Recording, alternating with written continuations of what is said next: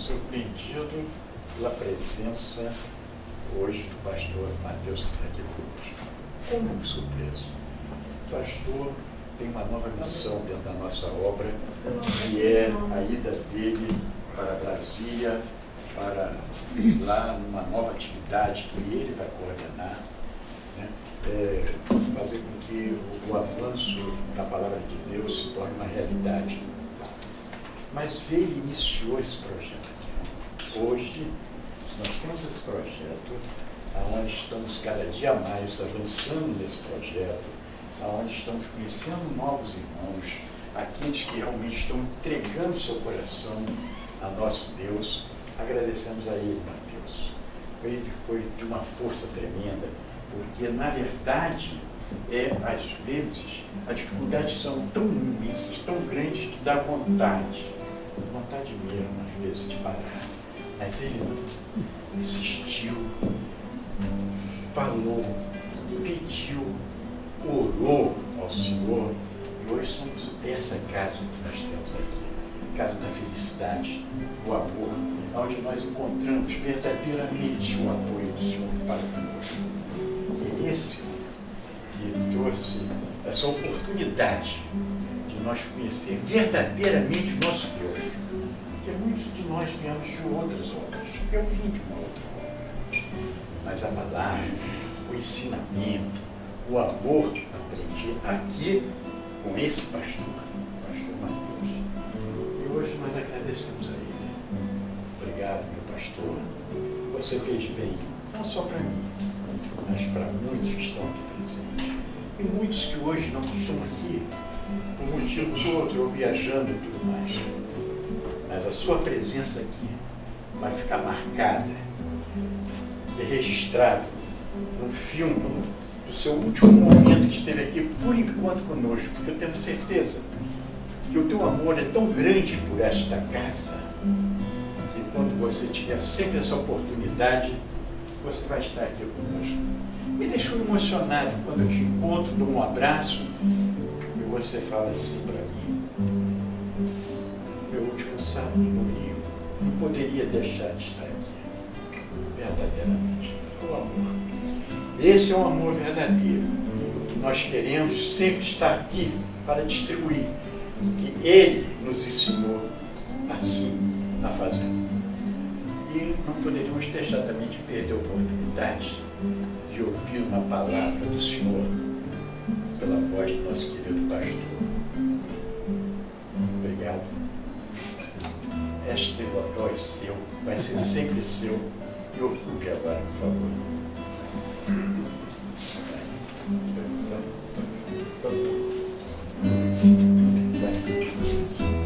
Vamos ouvir, vamos cantar, vamos adorar, vamos aproveitar. Pai, eu quero te amar, tocar o teu coração e me derramar aos teus pés.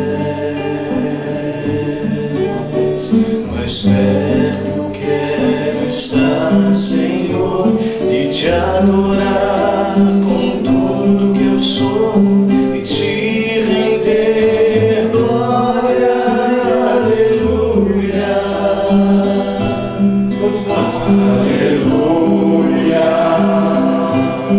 aleluia, aleluia. Cante, adore. Aleluia,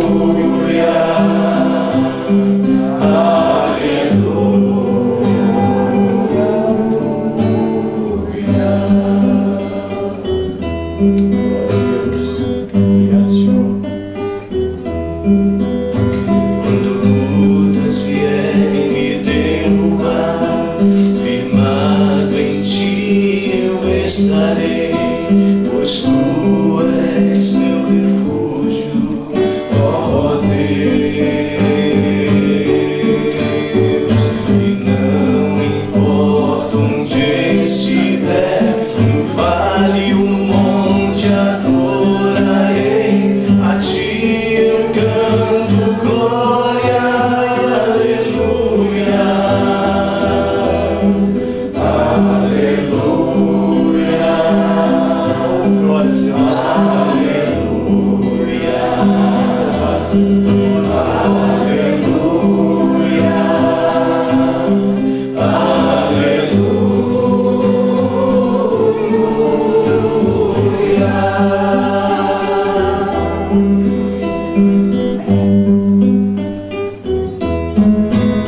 Senhor, eu preciso do teu olhar, ouvir as batidas do teu coração, me esconder nos teus braços, ó Pai. Toda minha alma deseja te, junto com os anjos cantarei, tu és santo, exaltado. Aleluia,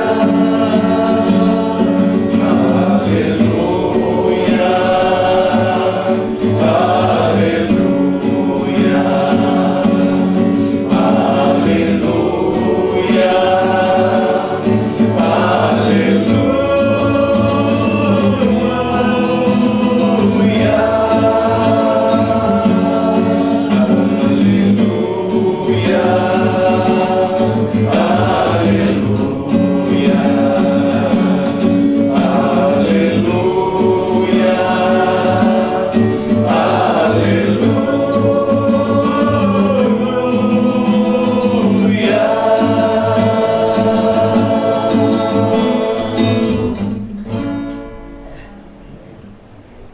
Linda, né? Fico feliz de poder estar com vocês nessa manhã. Agradeço as palavras do Eliseu. Ele é gentil, né? Não criou aqui. É carinho demais, né? Mas o projeto aqui é um fruto do esforço de várias pessoas. E a gente fica feliz de poder sair hoje no Rio, depois desses anos, e ver que a casa continua, né? Vai bem, vai crescendo. Do mesmo jeito lá em Botafogo, no centro de influência, a gente fica feliz de ver as coisas acontecendo. Na verdade, é fruto de alguns anos atrás, bastante anos atrás, Deus colocar no coração a vontade de testar um modelo, um formato diferente, e a gente conversou com algumas outras pessoas e Deus foi abrindo as portas, as coisas foram acontecendo. Eu lembro que a primeira reunião que a gente fez aqui não tinha absolutamente nada, né? Eram 6 cadeiras de plástico branca, é só o que tinha. E a gente foi fazendo, né? Foi passando um produto nesse chão terrível, uma santo que dei jeito nesse chão, foi passando um produto para ver se ele brilhava, que ele era todo fosco arrebentado, pintamos as paredes, instalamos essas luminárias, essa cortina foi minha esposa que fez, e assim a gente foi botando as coisas, né? E as coisas foram acontecendo, né? E mais importante foram as pessoas, né? É isso que fica no coração da gente. E hoje é o último sábado que a gente está no Rio. A gente vai para Brasília na segunda-feira para já resolver uma série de coisas e começar a trabalhar e outras coisas mais. No dia 14 eu embarco para a Índia, um grupo de missão. A gente vai ficar 15 dias lá para reconstruir uma escola. A gente vai começar o processo de reconstrução de uma escola. Então, e voltando de lá, eu já vou direto para Brasília, que já tem reuniões, a vida segue. A gente não estava esperando esse chamado, mas na Igreja Adventista é assim que funciona com os pastores, né? Hoje a gente está aqui, amanhã a gente está em outro lugar, né? Eu levei bastante tempo, né? Fiquei 15 anos no Rio, não ficou bastante tempo. Mas a gente estava bem tranquilo, férias agendadas, essa viagem para ir tudo certo. E aí no dia 19 de dezembro tocou o telefone, né?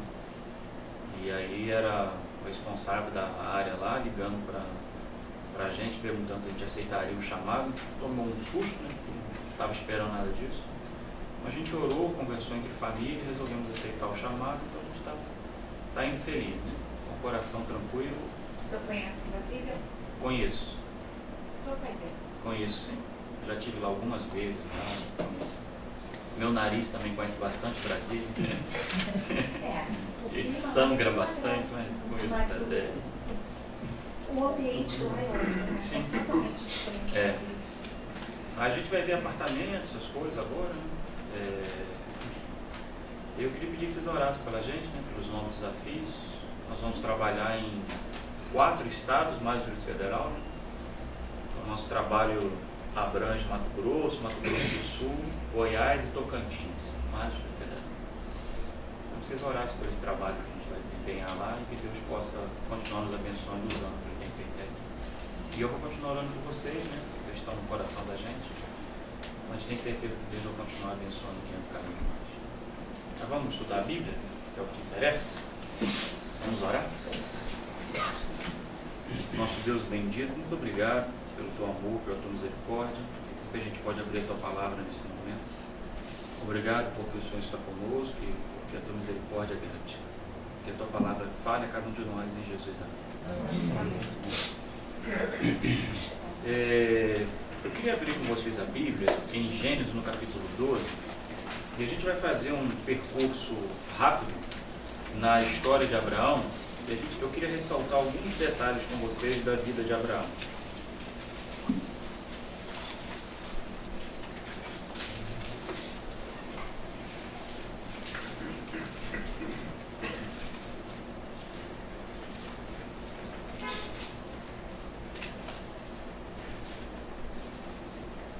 Abraão morava numa região que hoje pertence ao Iraque. Tá? É uma região que ainda tem algumas ruínas, mas uma boa parte das ruínas foram destruídas nas últimas guerras, nas últimas sequências de guerras.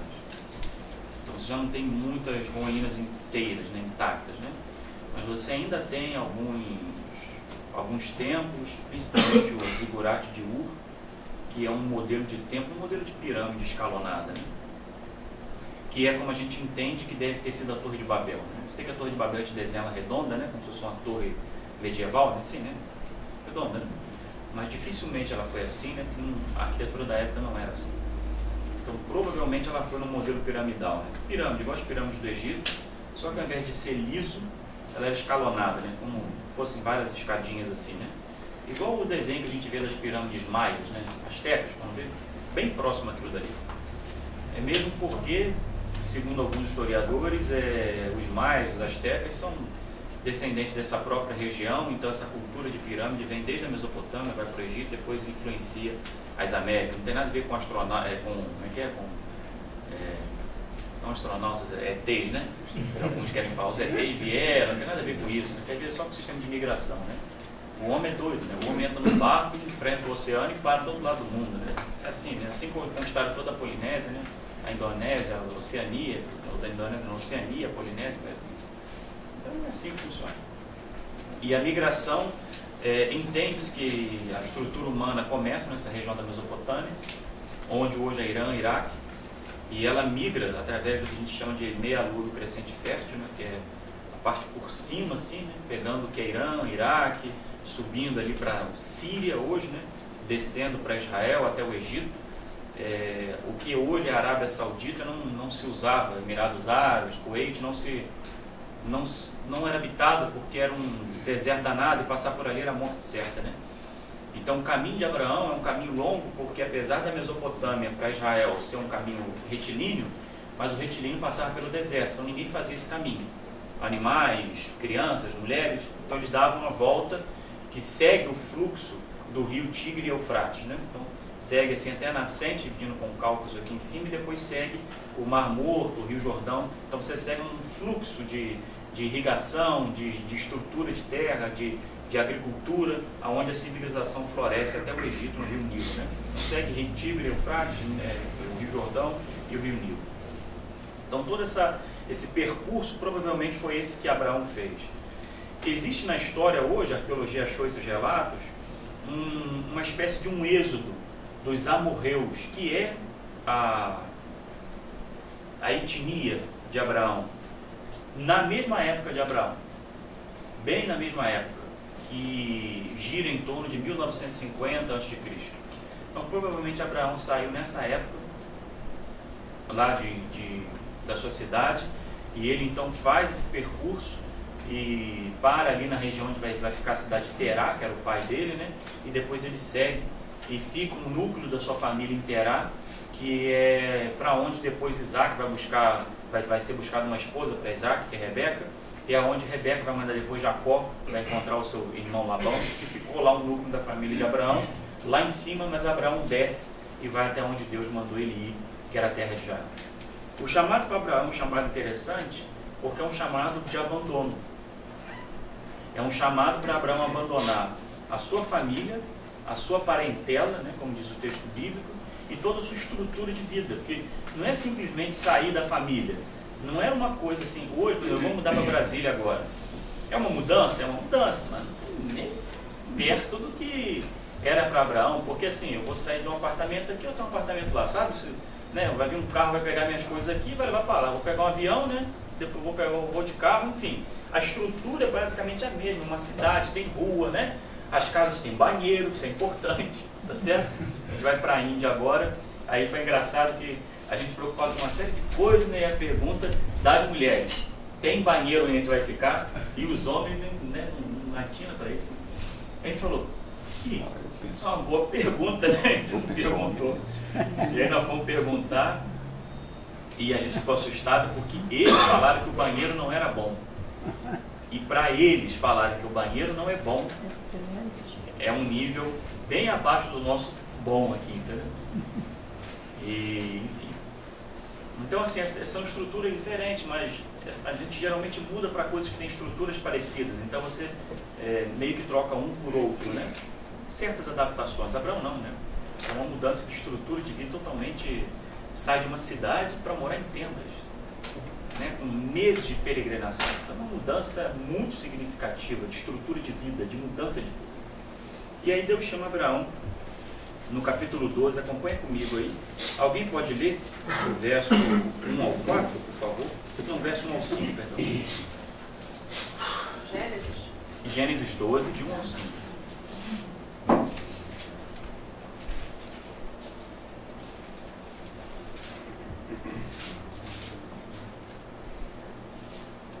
Ora, disse o Senhor a Abraão, sai da tua terra, da tua parentela e da casa do teu pai e vai para a terra que te mostrarei.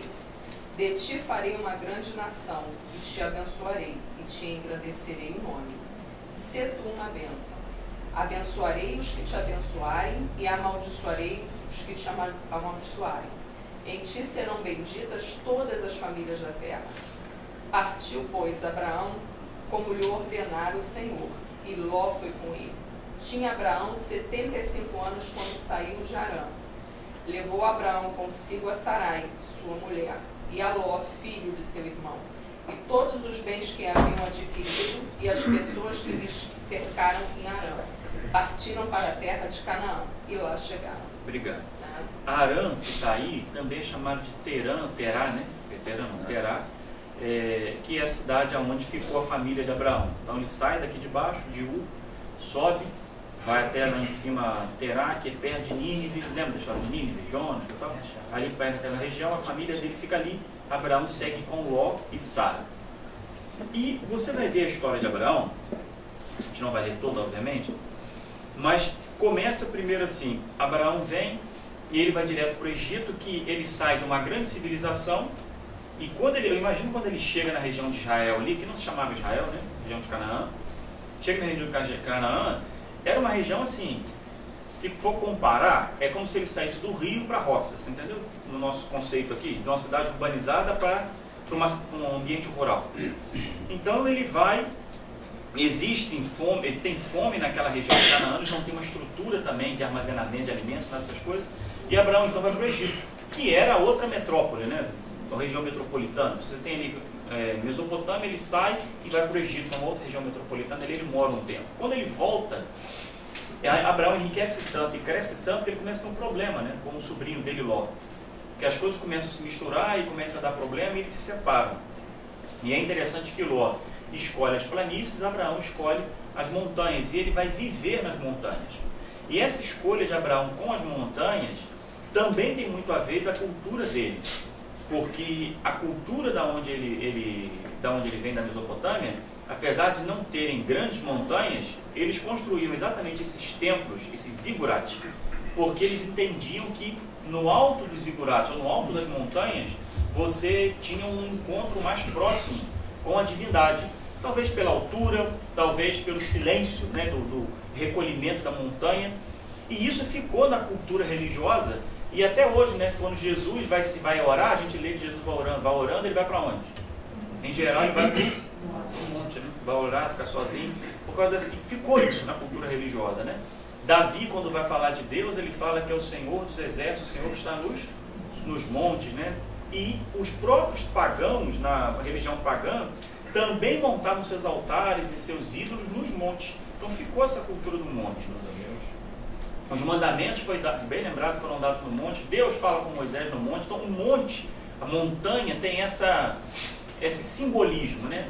Obviamente que ninguém aqui é místico, né? De achar que há algum misticismo, alguma magia nessa questão de monte, mas é um símbolo, né?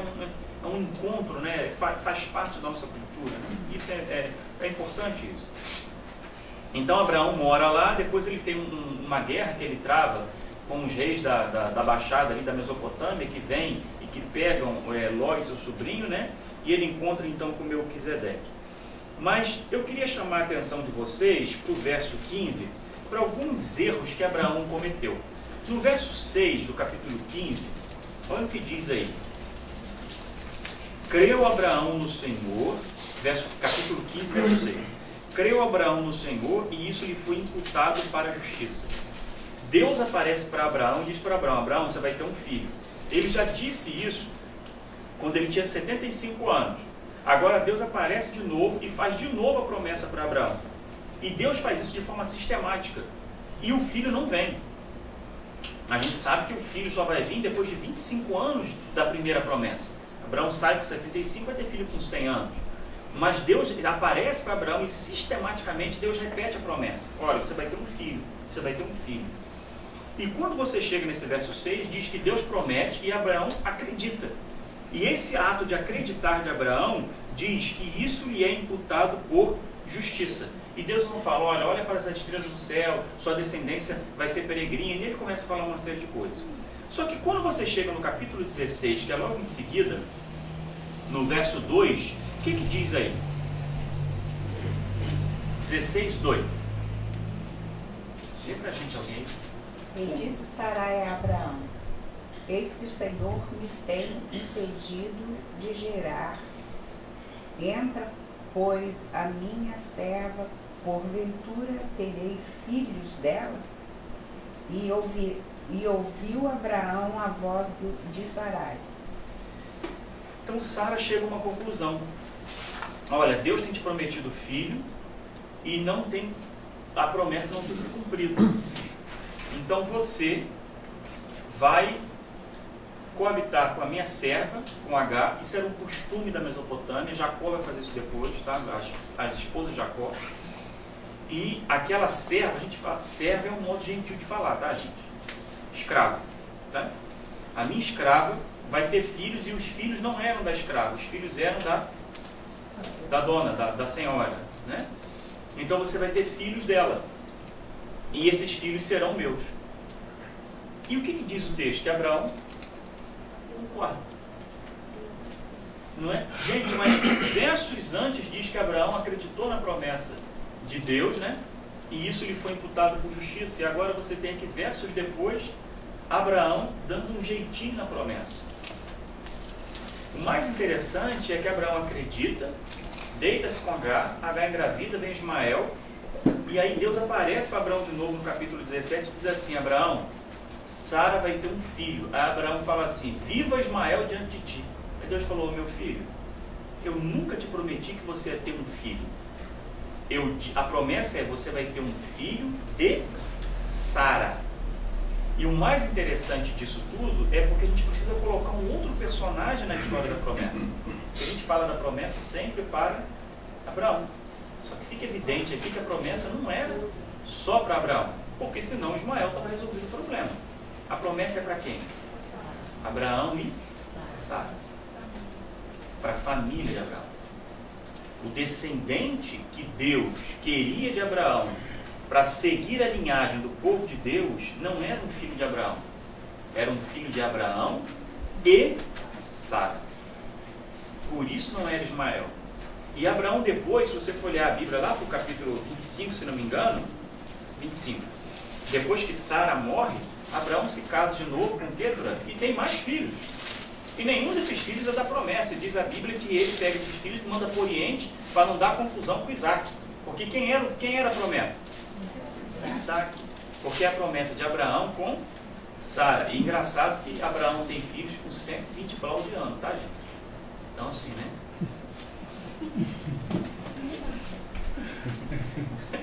Deve ter alguma plantinha naquela época, né? Alguma comprimida, algum negócio, né? Impressionante, 120 e poucos anos, e o homem está lá.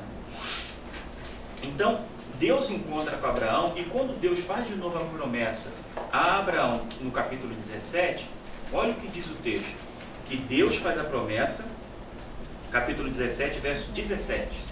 Alguém lê pra gente? Então se prostrou Abraão, rosto em terra, e se riu, e disse consigo: a um homem de 100 anos há de nascer um filho? Dará à luz Sara com seus 90 anos? Abraão faz o quê? Riu. Abraão menospreza a promessa de Deus. Ele ri. 99 anos. E ele fala, como é que eu vou ter filho com 99 anos? Como é que a minha esposa com 90 anos vai ter filho? Ele ri. Então isso não era uma coisa normal, né? Não. A plantinha que ele tomou foi só para ele. Exatamente. Por isso que eu falei que devia ter uma plantinha. Foi só para ele. Então, assim, a ideia, a ação de Deus com Abraão é uma ação tão fora da realidade, tão fora do comum, que causa dúvidas em Abraão. Sara era infértil. Exatamente. É mais complicado. Mas já não tinha tido filho até agora, e já infértil, quer dizer... Ele podia dar um surto, mas ela... Exatamente. E o engraçado é que quando vai nascer Isaac, o nome Isaac significa sorriso. É isso que significa a palavra Isaac. Alguns dizem que é por causa da alegria, tá certo? De Sara. Alguns dizem que é por causa desse ato que Abraão sorri e Sara também ri. No capítulo seguinte, tá? E aí se colocou esse nome para poder lembrar-se de que eles riram quando Deus fez a promessa. Então, Isaac significa isso, sorriso e felicidade. Mas só o nome, tá, gente? Nem todas as pessoas têm esse vínculo. Tá? Mas assim, esse vínculo da promessa de Isaac com Abraão é que me chama muito a atenção, porque Abraão é chamado na Bíblia de quê? Pai da fé. E se você ler várias vezes, eu só peguei do capítulo 15, verso 6, que é o mais emblemático, Abraão crê e isso lhe é imputado por justiça. E Abraão é chamado de pai da fé. Sempre pai da fé, tá certo?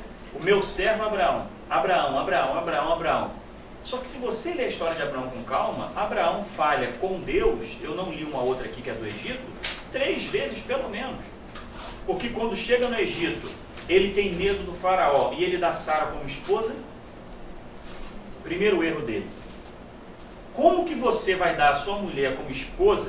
Já é um problema. Quer dizer, eu teria problemas com isso, tá, gente? Mas cada um são cada um, tá? Mas assim, como você vai dar a sua esposa como esposa de um outro homem, porque você está com medo dele, e ainda mais que tem uma promessa divina, e a promessa divina é ter um filho por quem? E se essa mulher engravida, gente? Cadê a promessa? A bagunça que isso criaria no negócio? Você percebe a estrutura de confusão nisso? Então é um pecado, obrigado, é um pecado terrível esse de Abraão, um erro terrível, de falta de confiança em Deus e de algo que poderia afetar a promessa. Lembre-se, Abraão saiu de Ur e foi para Israel por causa de uma promessa. Toda a estrutura de Abraão é em cima de uma promessa, de um futuro. Qual é a promessa? Em ti serão benditas todas as nações da terra, através de quem? Do seu filho Isaac, tá certo? Por uma coisa que a gente já vai ver. Aí chega lá no Egito, você tem Agar, Agar não, perdão, você tem Sara e ele entrega a Sara para o faraó. Primeiro erro.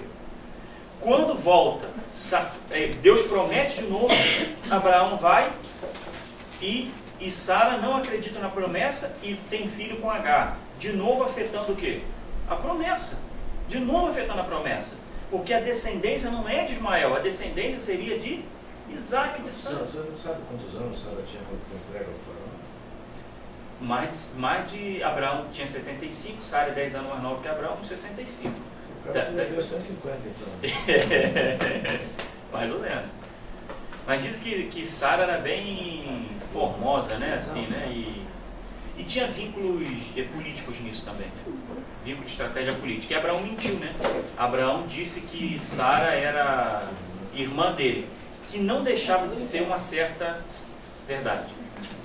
Né? Eles tinham um parentesco mesmo. Então, você percebe que Abraão de novo comete um pecado e o pecado dele está afetando a promessa que Deus fez. Ele está interferindo na promessa que Deus fez. Isso é grave, gente. Isso é grave. Não é uma coisa assim, um erro só meu, entendeu? Eu estou afetando a promessa, a linhagem.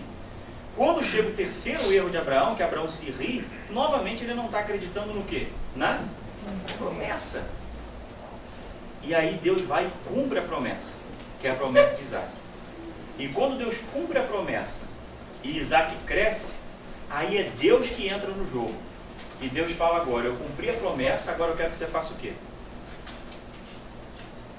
Está lá no capítulo 22. Eu quero que você faça o quê? No capítulo 22, verso 2.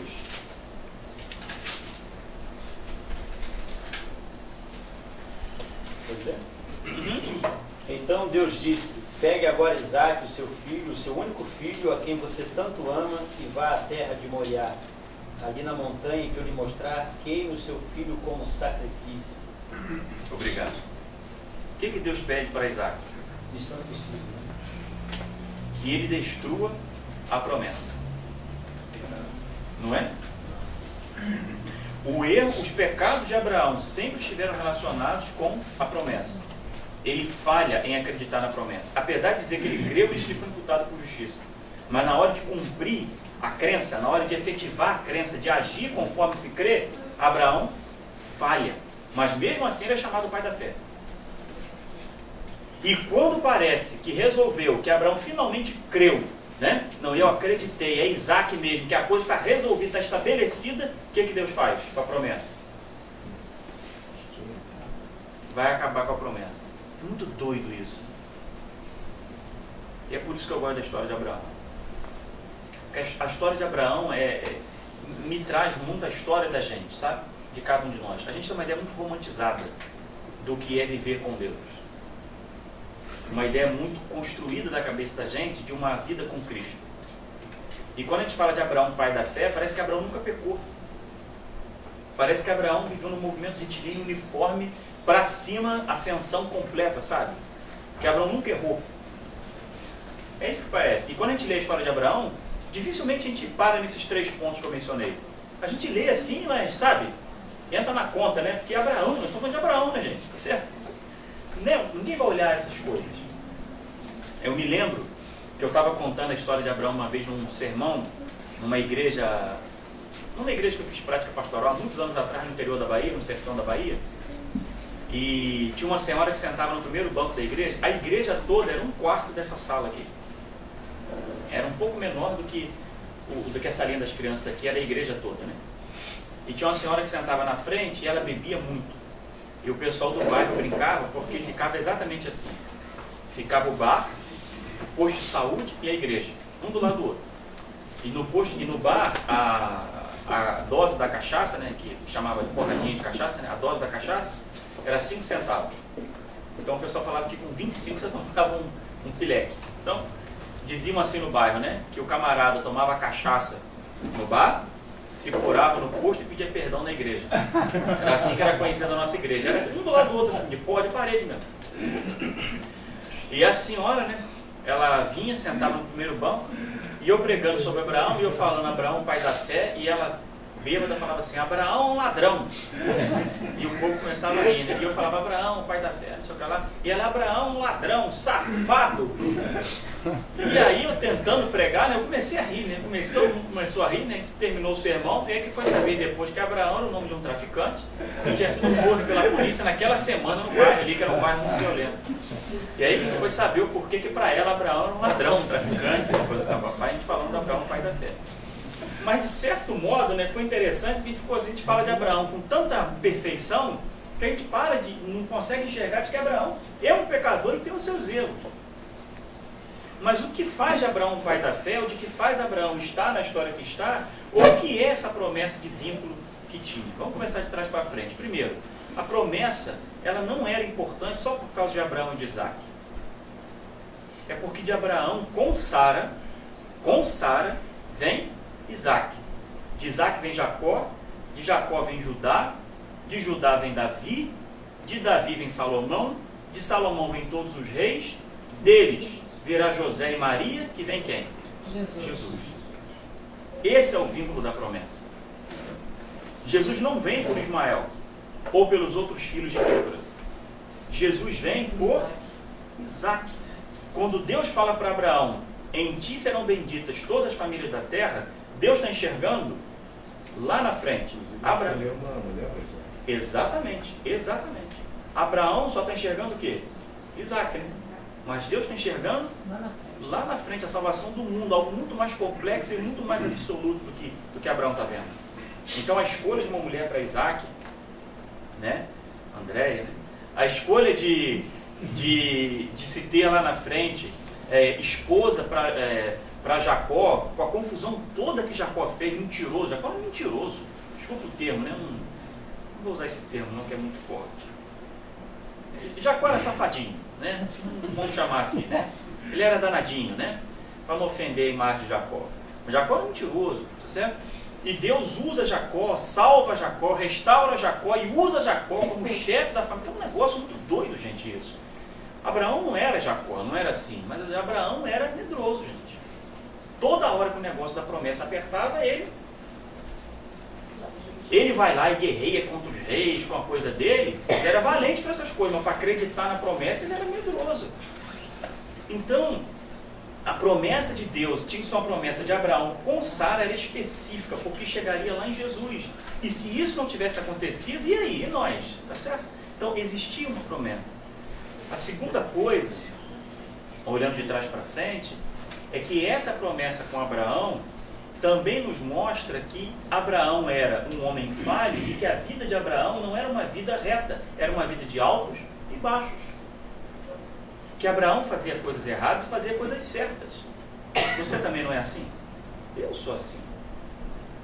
Só que aí vem a terceira coisa de Abraão, e o que para mim é todo diferencial, e é aquilo, na minha visão, o motivo pelo qual tem a história de Abraão, de Moisés, de Isaac, de Jacó, de Paulo, de Pedro na Bíblia. O objetivo não é mostrar homens perfeitos, porque ninguém foi. Mas o motivo é mostrar que apesar da imperfeição humana, Deus é capaz de nos salvar. E que esses homens encontraram aquilo que nós precisamos encontrar. Para mim, a diferença de Abraão, que apesar dos altos e baixos, o que faz a jornada, o caminho de Abraão, o que o torna o pai da fé, e apesar dele falhar em acreditar seriamente na promessa, é porque Abraão consegue olhar para frente. E Abraão entende a promessa como esperança. E ele passa a viver em torno dessa promessa. Por mais que ele falhe, que ele cometa a falha de tentar resolver a promessa, mas Abraão abandona a sua família, a sua parentela, e ele sai, ele caminha, e ele vai, e ele estende a tenda aqui, ele levanta, ele muda de lugar, porque ele realmente acreditava na promessa. Ele interfere na promessa, porque ele é homem, ele é burro, não é igual a gente, desculpa o termo, faz besteira, mas ele viveu como quem acreditava. E a promessa, o olhar do futuro dele, da esperança, mudou a forma como ele vivia o agora. E isso para mim é o mais significativo. E para mim é o que o mundo perdeu. De alguns anos para cá, alguns anos é gentileza, de uns 100 anos para cá, mudou muita coisa na estrutura do mundo e que a gente não se percebe que a gente está metido nela. Mudou porque Deus saiu da jogada. Você não precisa mais de Deus para criar o mundo. Você tem hoje uma construção de evolução. Que é uma besteira, mas você tem. É uma possibilidade, né? Sabe, você para de perceber o mundo, a sua vida, olhando para o céu. E você começa a querer viver a vida somente para essa vida aqui. Então, se eu vivo somente para essa vida, se tudo que eu tenho é essa vida, porque o que eu tenho é a morte, então o materialismo passa a ser uma realidade para mim, como a gente viu na lição. Porque eu tenho que construir mesmo, que conquistar coisas, porque é tudo que eu tenho, né? Eu tenho que viver essa vida intensamente. Eu tenho que, sei lá, comprar o máximo que eu possa, aprender o máximo que eu possa, ter o prazer o máximo que eu possa, viajar o máximo que eu possa, porque eu tenho que aproveitar essa vida. Porque é tudo que eu tenho, porque você perde o fim, você perde o céu como possibilidade. Se você entra num relacionamento e você não olha para frente, você não vê que esse relacionamento é para sempre, é para o futuro, filhos, coisas da construção, você começa a ver esse relacionamento de forma muito pueril, porque, sabe, é o momento, não é uma estrutura, não é uma construção de vida. Não, é agora, e se não der certo, eu começo o outro. Então, a perda do vinho afeta o modo como nós vivemos o meio. A perda da visão do futuro afeta o modo como nós vivemos o presente. A falta de crença e de perspectiva da esperança da breve volta de Jesus afeta o modo como a gente vive o agora. É por isso que nós anunciamos que Ele vem. E é por isso que nós anunciamos que Ele vem e vem agora. Porque não me interessa se Jesus vem daqui a 100, 200, 300 ou 1 milhão de anos. Eu não vou viver 100, 200, 300 ou 1 milhão de anos. A esperança da vinda de Cristo é uma esperança para o hoje, porque hoje é tudo que eu tenho. E se eu entendo isso, se o meu futuro é o hoje, tudo que eu tenho, porque Ele vem, então eu vou viver esse hoje de um modo diferente. Com altos e baixos, porque eu sou ser humano e eu vou fazer besteira. Mas a direção da vida muda. Eu não vivo mais para mim mesmo. Eu não vivo mais somente para essa vida, olhando para baixo. Mas eu vivo olhando para o alto, porque eu tenho a esperança da volta dele. E quando eu vivo olhando para o alto, eu tenho altos e baixos, mas eu estou na direção da onde? Do alto. E quanto mais eu me aproximo, quanto mais eu olho para o alto, mais essa oscilação de altos e baixos vai diminuindo e eu vou vivendo mais uma coisa mais retilínea e uniforme, por assim dizer. Mas se eu estiver vivendo para baixo, olhando para baixo somente para esse mundo e para as coisas desse mundo, por mais que eu faça coisas boas ou coisas ruins, a oscilação não adianta, porque eu estou indo para onde? Para baixo. Se você comparar de forma material a vida de Abraão com a vida de qualquer outro personagem histórico, que não tem nada a ver com a religião de Cristo, talvez seja a mesma vida. Mas a diferença não está aí. A diferença está aonde o olhar de Abraão estava. Ele é chamado de o pai da fé, não porque ele não cometeu erros, mas ele cometeu erros porque ele era ser humano. Só que o olhar dele estava na promessa. E ele acreditava tanto nessa promessa, que acabou fazendo besteira tentando resolver a promessa, sabe? Foi esses erros dele, foi besteira tentando ajudar na promessa. Ele esqueceu de acreditar que aquele Deus que prometeu também era poderoso para cumprir. Que nem isso que diz a Bíblia. Aquele que prometeu é poderoso para cumprir. E eu queria, nesse último encontro nosso, deixar isso no seu coração. O que está em Gênesis, capítulo 26, verso 4 e 5. Quando Deus repete a promessa que Ele fazia para Abraão a Isaac. E eu entendo isso como Deus refazendo a promessa para a gente. Porque é para a descendência de Abraão, né? Para Isaac é sua descendência. Verso capítulo 26, verso 4 e 5, que diz assim: Deus falando para Isaac agora: multiplicarei a tua descendência como as estrelas do céu, e lhe darei todas essas terras, e por meio delas serão benditas todas as nações da terra. Porque Abraão obedeceu a minha voz e guardou o meu mandamento, os meus preceitos, os meus estatutos e as minhas leis. Abraão foi fiel a Deus, guardando seus mandamentos, estatutos, preceitos e leis antes dos 10 mandamentos no Sinai, tá? Isso aqui é antes do Sinai, tá? Abraão já guardava os mandamentos, eles já eram reais. Por que ele guardava? Porque ele olhava para frente e ele enxergava a promessa. E quando eu enxergo a promessa e eu trago essa promessa e ela muda a forma como eu vivo o meu presente, então não é mais promessa, né? Já é realidade. Quando a mulher grávida começa a comprar as roupinhas, o marido vai lá, monta o berço, que é a única coisa que ele tem capacidade de fazer, né? E a mulher planeja tudo aquilo, né? Cada peça de roupa, tanta divisória, que se o homem, graças ao bom Deus, não é o homem que faz isso, porque o pobre coitado da criança viveria só com um saco, né? Vestido de um único saco, né? Mas a mulher consegue fazer esse planejamento, essa divisão toda. Quando o casal faz isso, o filho não nasceu ainda, mas esse planejamento, o viver como se esse filho já nascesse, faz uma dieta, deixa de comer aquilo, come aquilo para não prejudicar, para melhorar a criança, começa a tomar vitamina, essas coisas todas. Você está fazendo o que com aquilo que é futuro? Você está trazendo para o presente. Quando você faz isso, você fala com a criança, bota a mão na barriga, falando com a criança, gente, essa criança já é real. Ela já é real na sua barriga, mas ela é real agora na existência, na vida. Porque não é futuro, é presente. Mas como se torna presente? Porque você faz ações, você faz coisas para trazer para o presente. Você vai cometer erros como o pai? Vai. Mas você traz isso.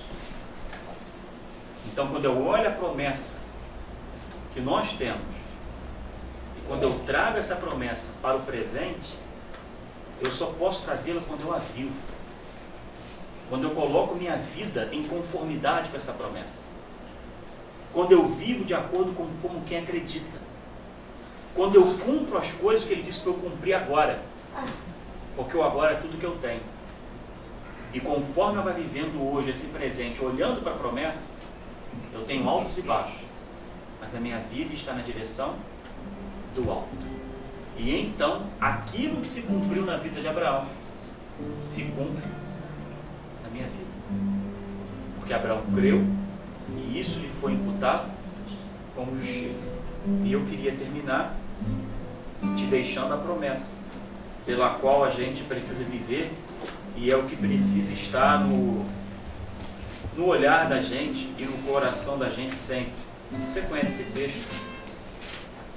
Mas me permita ler, que diz assim, João 14, de 1 a 3. Não tenha medo no vosso coração. Creia em Deus, creia em mim, disse Jesus. Na casa de meu pai há muitas moradas, e se não fosse assim, eu vou-lhe teria dito. Vou preparar-vos lugar, e se eu for e vos preparar lugar, virei outra vez e vos levarei para mim mesmo, para que onde eu estou, estejais vós também. Ele vem. E ele vem para buscar a gente. E a gente precisa viver o hoje com a promessa que a gente tem do amanhã. A gente precisa pautar a vida da gente do agora com a certeza que a gente tem da vinda dele, de tudo que ele prometeu no céu para a gente. Ainda vamos cometer alguns erros, mas são erros de quem quer acertar. Não erros premeditados, não erros daqueles que negam os mandamentos e a palavra. E ele nos perdoa, porque ele entende que a gente é fraco. Mas no caminhar constante de um crescimento, na direção da única coisa que vale a pena nessa vida e que o mundo perdeu. Olhar para essa vida e enxergar que tudo nessa vida precisa ser vivido pela promessa de que Ele vem. O meu trabalho é porque Ele vem. O meu estudo é porque Ele vem. A minha família é porque Ele vem. O alimento que eu como é porque Ele vem. Aonde eu vou morar é porque Ele vem. O meu dinheiro é porque Ele vem. Tudo que eu viver é porque Ele vem. E se isso estiver diante dos olhos da gente, então está tudo certo. Que Ele abençoe você.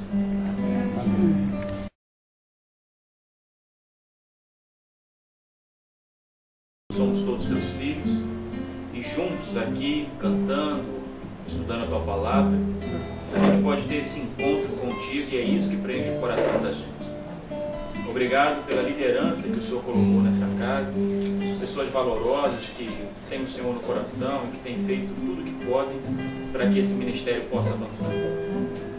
Nós queremos te pedir nesse momento que o Senhor coloque no coração da gente o desejo, a certeza da tua breve volta.